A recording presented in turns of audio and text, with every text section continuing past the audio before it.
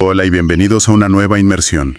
Hoy vamos a analizar un texto que nos ha llegado, obra de un autor llamado Josué, que se mete de lleno en una de las metáforas más potentes y, a primera vista, más chocantes de la narrativa bíblica.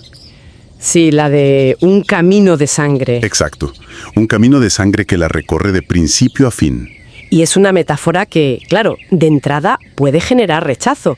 La palabra sangre evoca violencia, brutalidad. Pues precisamente, la tesis central del autor es darle la vuelta a esa percepción. Completamente. Así que la misión de hoy es esa. Venga, vamos a desgranar cómo Josué construye este argumento. No se trata de seguir un rastro de violencia, sino de lo que él llama la huella amorosa de Dios. Es un intento muy interesante de trazar una narrativa de redención que, según él, conecta toda la historia bíblica. Vamos a seguir esa huella, entonces. Desde un acto casi oculto en el Génesis hasta su culminación. Lo interesante del enfoque de Josué es que propone este camino de sangre como el hilo conductor que unifica el Antiguo y el Nuevo Testamento. No los ve como dos bloques separados. Para nada. Los ve como dos actos de la misma obra, conectados por el concepto del sacrificio redentor.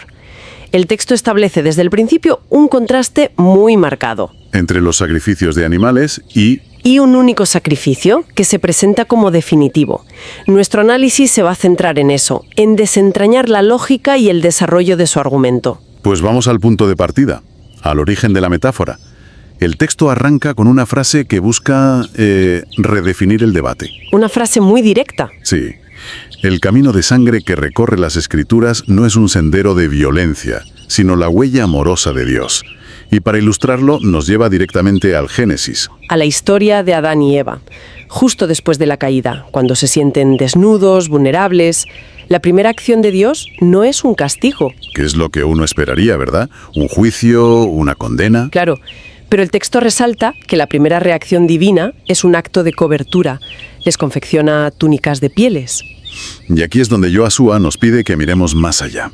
La imagen que utiliza es muy potente. Muchísimo. Escribe que detrás de esas túnicas tuvo que haber un derramamiento silencioso de sangre inocente. Y un susurro divino de gracia que cubre. O sea, para que la vergüenza humana fuera cubierta, un animal inocente tuvo que morir. Es una lectura muy potente, sí.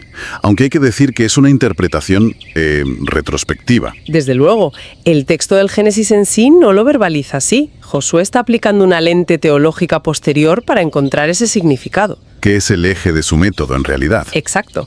Establece desde este primer momento un principio que para él es fundamental. La iniciativa para solucionar el problema es siempre divina, no humana. Y aquí introduce un concepto teológico que es bastante denso, el amor sustitutivo. Podemos pararnos un momento en esto, porque va a ser la piedra angular de todo. Claro, el concepto de amor sustitutivo o expiación sustitutiva. A ver, es una de las ideas más debatidas en teología cristiana.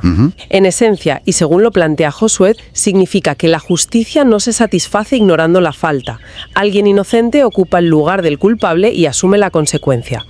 O sea, no es simplemente perdonar y olvidar. No. Es un acto en el que el coste de la ofensa es pagado pero por un sustituto. Para el autor, ese primer animal sacrificado en el Edén no es un hecho aislado. Es la primera profecía en acción. Justo. El primer paso en ese camino de sangre. Entendido. Entonces, ese primer acto establece un patrón. Y si seguimos ese patrón, el texto nos lleva de cabeza al Antiguo Testamento.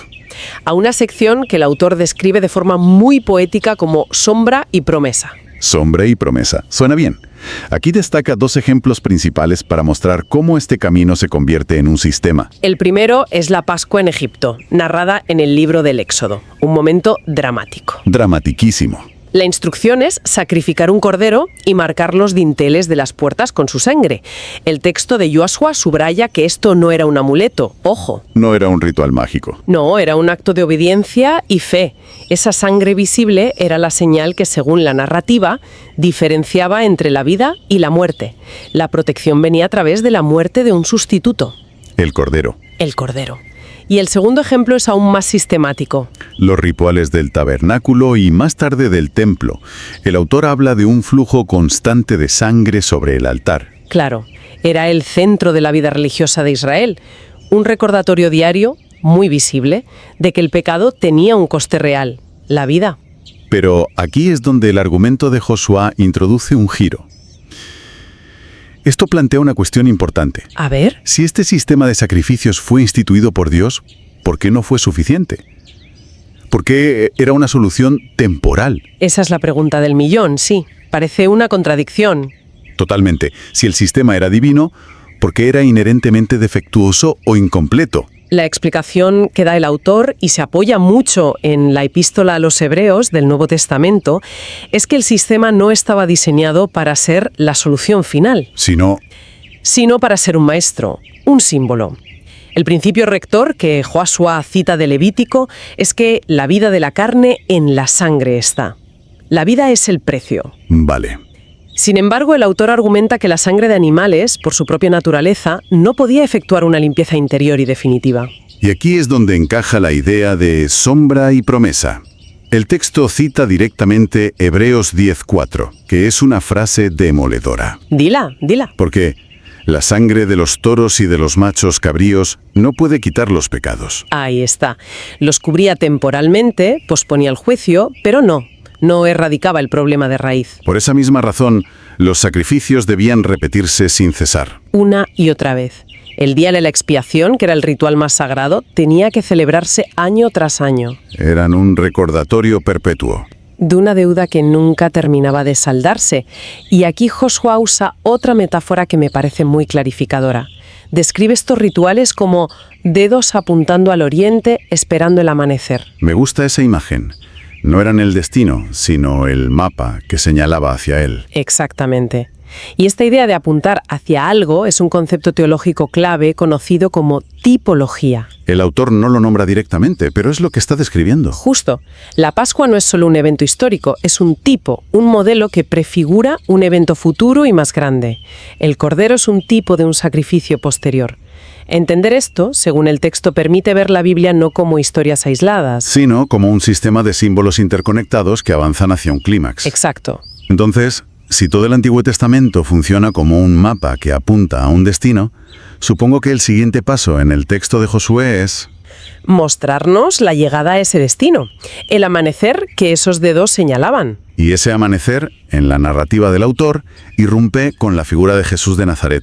Y el punto de inflexión lo marca con la declaración de Juan el Bautista en el Evangelio de Juan. Es interesante que cuando Juan lo presenta, no dice, aquí está el gran maestro o el nuevo profeta.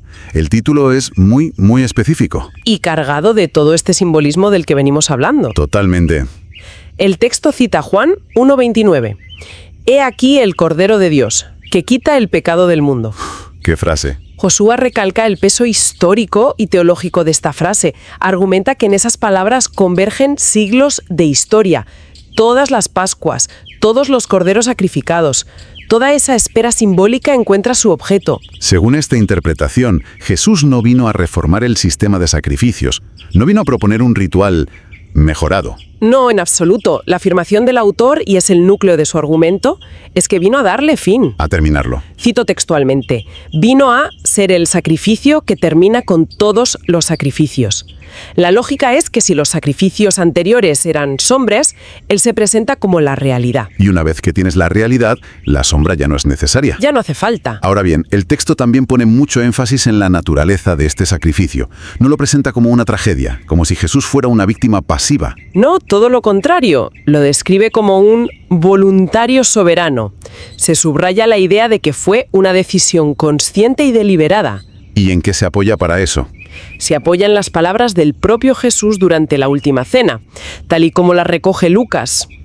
Esta copa es el nuevo pacto en mi sangre que por vosotros se derrama. Hablemos de eso, porque de nuevo es un término con mucho peso. Nuevo pacto. Para que haya algo nuevo, tuvo que haber algo antiguo. Claro.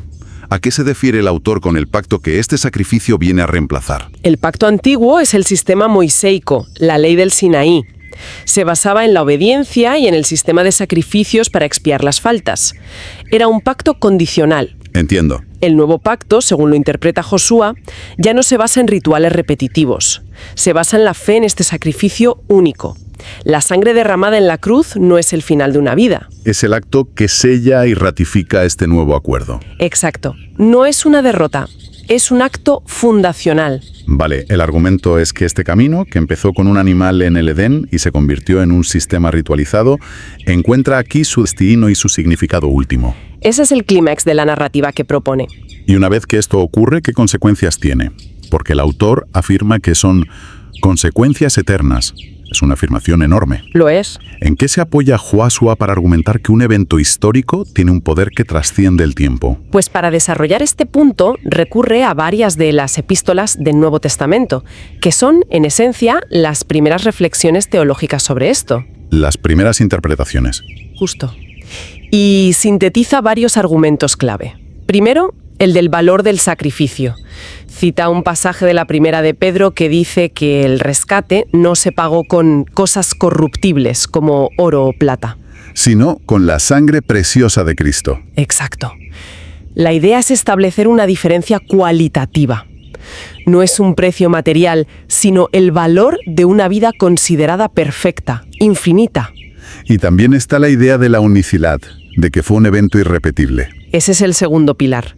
Lo extrae sobre todo de la epístola a los Hebreos.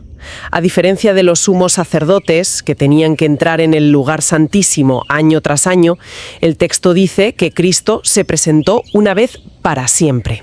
Una vez para siempre. La palabra clave. Desde luego. Esto implica suficiencia. No necesita ser repetido porque su efecto, según el autor, es completo y permanente. Cubre el valor y la unicidad.